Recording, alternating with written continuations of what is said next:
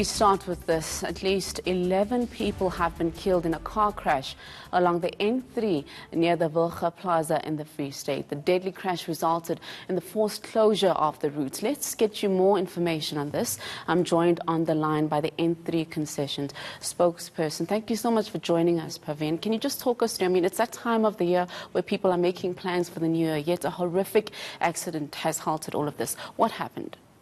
I tell you, it's saddened for us.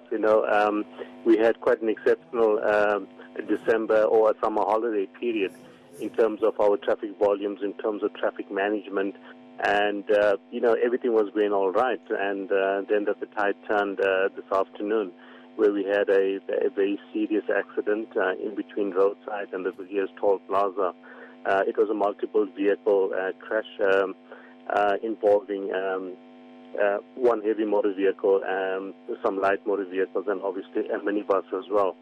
The police are busy investigating. They're trying to find the root cause of what was the problem. But yeah, apart from the people that were injured, there were also other people that were trying to help, and everyone brought in their resources together trying to manage this incident. And we say that we take out our hats off to these emergency service and the staff that work tirelessly. It's not an easy place to be, especially when you're seeing injured people, and obviously when you're seeing fatalities as well. So at the moment the road is still closed. The police are still busy with the investigation. On the southbound, which is the eastbound, the light motor vehicles and heavy motor vehicles are being diverted at the WilgePlaza onto the R103 and then back at Scarprand. On the northbound, that we're doing the same thing as well, where we're trying to get the light and the heavies off the N3. The mop-up operations have started. There's a tanker involved, so that adds to the problem. It compounds the problem so much more. So we started with the mop-up operations, and hopefully in the next few hours that we'll be able to have one lane open in each direction, so that we don't inconvenience anyone more than what has happened since this afternoon. Now, you said the police are still investigating. Do we know among those who lost their lives how many of them were children? And you mentioned that the tanker is quite a problem. How so? At this stage, that we don't know too many details on the fatalities. The police are still busy investigating, and that they haven't released that information to us as yet. In terms of the tanker, it's lying on its side.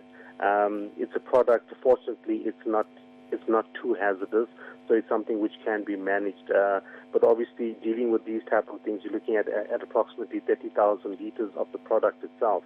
So before you try to get it back onto its wheels, you have to ensure that it's safe just to recover it. Otherwise, you'd cause more damage and we'll have the road closed for an even longer duration of time. The fire department and the medical services on scene and the traffic and all the guys that are on scene are trying to make a plan, trying to get the truck back on its wheels and obviously safely as possible.